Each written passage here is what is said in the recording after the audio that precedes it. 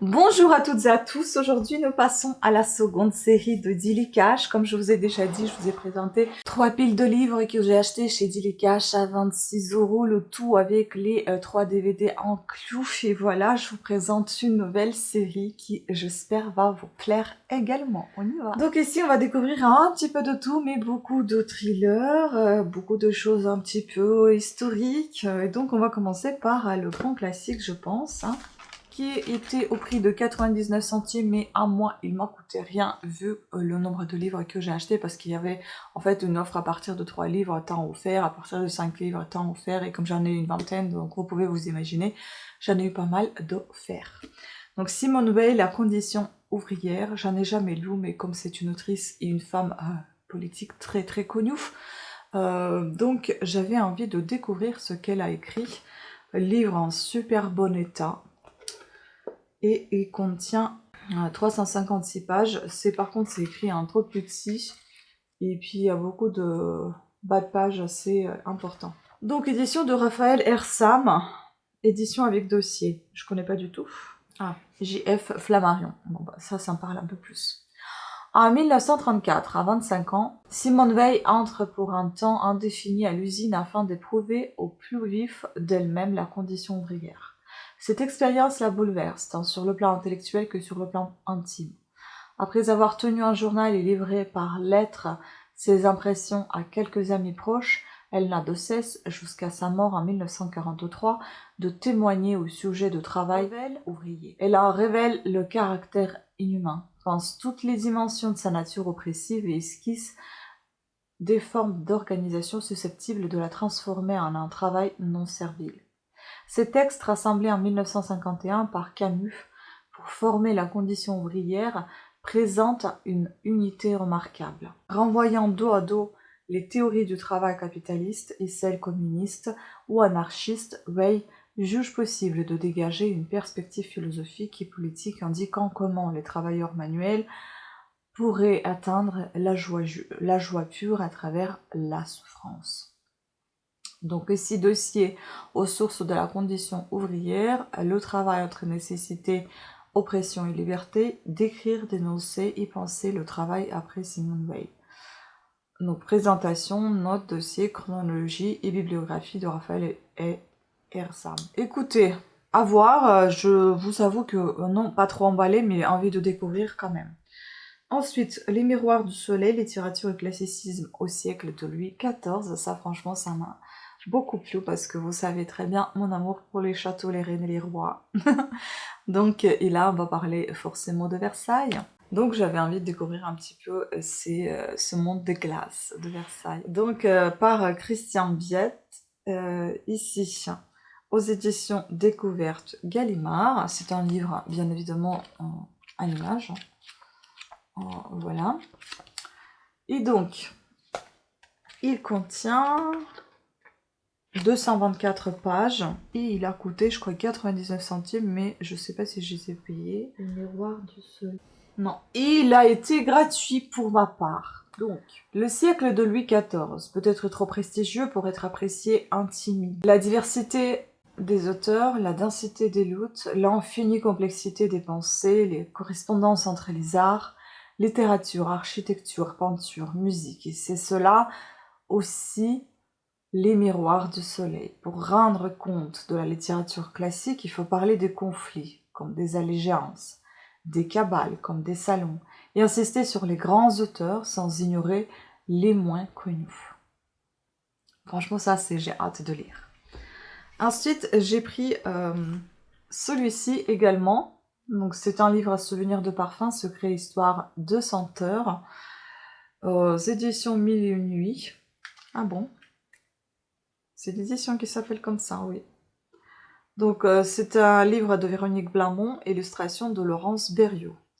C'est un livre illustré, et vous savez, j'adore les parfums, et avant, j'en faisais la collection de Lalique et Dali. Bon, j'ai tout revendu au final, mais étant migraineuse, ce n'est pas facile de collectionner les parfums, mais j'adore ce monde de parfums, et donc je me suis dit, ça serait peut-être pas mal de découvrir un petit peu plus sur le parfum. Donc ici, il était à 99 centimes, mais je ne l'ai pas payé du tout.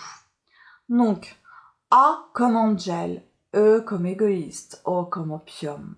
Autant de parfums dont on raconte ici les histoires, les secrets de fabrication et de lancement. Les odeurs, les senteurs, les parfums sont l'évocation la plus forte d'autrui. Sa représentation la plus violente, et si l'on en croit tous les témoignages rassemblés dans ce livre, le souvenir qui reste le plus longtemps dans les mémoires. Pour parler des senteurs qui les ont bouleversés, marqués à jamais, ou des parfums qui font simplement leur bonheur quotidien, femmes et hommes trouvent ici avec émotion les mots pour le dire, le revivre, se souvenir. Ça doit être super sympa. Et donc là, bien évidemment, on a des identités de parfums de chacun, par exemple l'Odyssée de Issey Miyake, Poème de Lancôme, Poison de Dior. On a à la fin, tout à la fin, on a une fiche d'identité de nos parfums préférés. Anaïs, par exemple, Cacherel, 1978, Fleury, Lys Jasmin, Jacinthe Galbanium, Rose, Fleur d'oranger, Santal, Cèdre de Californie, Ambre. Donc, et on a ici donc Suave, Pur et Envoûtant. Et puis vous avez des petites fiches comme ceci qui parlent des parfums. Franchement très sympa. Et donc on va revenir à nos livres un petit peu plus glauques. Mais avant de passer au glauque, on va passer par celui-ci. C'est un livre jeunesse que je me suis pris aussi. Une deuxième fois que je me prends des bouquins jeunesse. Parce que franchement j'ai adoré. Je suis vraiment tombée sur le charme de cette couverture et surtout sous le charme de son résumé. Regardez-moi cette beauté. C'est pas que la jaquette qui est jolie, mais le bouquin lui-même est beau aussi. Vraiment, ça fait effet ancien. Il est en parfait état. Il a coûté 1,99 € celui-là. Donc, La pierre sculptée de Guillaume Prévost. Ah, mais c'est le tome 1. C'est Gallimard Jeunesse. Et il doit y en avoir d'autres. Waouh! Si je vais aimer, bah écoutez, je vais en acheter d'autres. C'est comme avec Lady Grace de Cavendish, j'adore. 235 pages. Et c'est pas seulement la jaquette, c'est en style de poster, carte au trésor, voilà. Donc, je vais vous lire le résumé, aussi quelques lectures qui sont sur les côtés de cette jaquette. Donc le résumé est très attirant. Cela fait des jours que Sam n'a plus la moindre nouvelle et il faut se rendre à l'évidence. Son père a purement et simplement disparu. Alors qu'il recherche désespérément un indice, l'adolescent découvre un passage secret, puis un vieux livre rouge et une étrange pierre sculptée. En la manipulant, Sam est subitement projeté, des siècles en arrière, sur une petite île menacée par les Vikings. Sans le savoir, Sam est parti pour le plus extraordinaire et le plus périlleux de voyages. Et donc ici, on nous conseille, donc déplie la jaquette de couverture pour t'orienter dans les couloirs du temps. C'est vraiment très sympa. Ici, nous avons donc un peu de Guillaume Prévost. Il est né en 1964 à Tananarive, sur l'île de Madagascar, ancien élève de l'école normale supérieure, professeur agrégé d'histoire. Il enseigne dans un lycée de la région parisienne. Il a collaboré à la chaîne Histoire et écrit divers ouvrages spécialisés avant de se lancer en littérature. Nourri de sa passion pour l'histoire, ses fictions développent aussi un art consommé de l'intrigue policière. La pierre sculptée, son premier roman destiné à la jeunesse, ouvre une trilogie mêlant grande aventure et tableaux historiques saisissants. Waouh, ça donne trop envie. Bon, c'est une trilogie. Ce qui est bien, c'est que j'ai acheté le premier. Et ici, on parle un petit peu de bouquin, je pense. Sans trop y croire, il plaça la pièce au centre du soleil. Il s'y ajusta parfaitement comme aimanté par une force invisible. C'est alors qu'il perçut un bourdonnement. Il colla son oreille contre la pierre sculptée. Il émettait à une sorte de vibration très régulière et très lointaine. Mieux, il lui semblait qu'elle n'était plus tout à fait froide. Son imagination sans doute, pourtant, oui, quelque chose s'en dégageait. Une chaleur, une sorte de magnétisme. Il eut même l'impression que le sol autour de lui se mettait à vibrer et qu'il suffirait de poser les doigts sur l'ovale tiède de la pierre pour ressentir son étrange palpitation. Il avança la main. La dernière chose dont il eut conscience fut une brûlure atroce qui lui remontait le long du bras et lui embrasait le corps. Waouh! Écoutez, je vais aimer. On verra bien. Ensuite, j'ai pris Steph Berry. J'ai un de ses livres et je sais pas, j'adore ses résumés. J'ai pas encore lu, aucun de ses bouquins, mais enfin j'aime déjà ses résumés. Je vous avoue que je suis très lente au niveau de lecture, mais j'adore tout ce que j'achète et je vais les lire avec plaisir, tous ces livres. Il est en super bon état, il est aux éditions Cherche Midi, et il a 120 pages, donc il est assez long. Percer le secret du temple de Christophe Colomb, Steve Berry, le temple de Jérusalem, regardez, encore un de ses bouquins. Non mais franchement, il aborde des sujets historiques, il les mêle au thriller, c'est tellement intéressant. Il est mignon en plus. Mieux qu'aucun autre, Steve Berry a la faculté de transformer les faits historiques en énigmes passionnantes. Avec ce thriller vif et saisissant, il porte le genre à sa perfection. The New York Times. Donc Steve Berry est avocat. L'héritage occulte est son 12e roman publié en France. Et donc, on est au l'héritage occulte. Franchement, si j'apprécie ces bouquins, je pense que je vais tous les acheter. Et donc celui-ci, je l'ai payé 99 centimes, rien du tout. Avec ses thrillers palpitants, Steve Berry fait preuve d'un véritable don pour entrelacer le présent et l'histoire de la manière la plus intrigante qui soit. C'est un avis d'Arlan Coben et je lui fais confiance. Traduit de l'anglais États-Unis par Daniel Mazingarb. Donc, 1863. L'issue de la guerre de sécession est incertaine. Afin de s'assurer du soutien des Mormons face aux Confédérés, le président Abraham Lincoln confie à leur leader Brigham Young un mystérieux secret d'État. 2013. Cotton Malone accepte d'effectuer une mission ponctuelle pour les services secrets. Récupérer à la frontière de la Suède et du Danemark un témoin de première importance. Celui-ci doit lui parler de Giuseppe Salazar, un puissant homme d'affaires mormon qui dispose d'informations susceptibles de déstabiliser les États-Unis. Une passionnante partie d'échecs se met alors en place. De la révélation contenue dans le journal intime d'un dignitaire mormon du début du siècle dernier à la légendaire prophétie du cheval blanc, en passant par l'étrange découverte faite dans une grotte du parc de Zion, Cotton va devoir élucider au péril de sa vie bon nombre d'énigmes historiques pour enfin faire la lumière sur cette affaire. Quel a été l'enjeu caché de la guerre de sécession? Pourquoi Lincoln en a-t-il, au mépris de ses convictions intimes, proclamé en 1863 l'émancipation des esclaves dans les États de l'Union? Que contient ce fameux dossier qui, depuis George Washington, passe confidentiellement d'un président à l'autre? Autant de questions aussi troublantes que captivantes vous attendent dans ce fantastique voyage au cœur des coulisses américaines. Waouh! Ça donne trop envie. Alors ensuite, on a Thomas Harris, Carrie Mora, que j'ai payé seulement 99 centimes, aux éditions Calment Lévy Noir, donc par le créateur de l'iconique Hannibal Lecter. Le Seigneur des Anneaux, je crois. Oh, le Seigneur des Anneaux, ça va pas. Ah, comment on appelle ça? Je vais essayer de trouver l'image et vous la mettre quelque part ici, j'ai oublié. Donc, en super bon état, Calment Lévy, on est à peu près à 300 pages. Je pense que ça va se lire assez rapidement, c'est assez aéré quand même.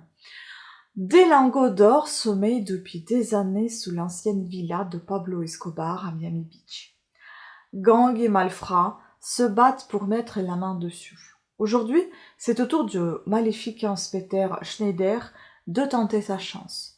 Mais c'était sans prévoir la présence de la sublime Carrie Mora qui veille sur les lieux. En matière de violence et d'armes à feu, personne n'a rien à lui apprendre. Entre désir et instinct de survie, avidité et obsession macabre, le mal se faufile à chaque page. Aucun auteur de ces dernières décennies n'aura autant exploré les démons. Thomas Harris, au talent terrifiant, revient ici avec un 6e roman, Événement.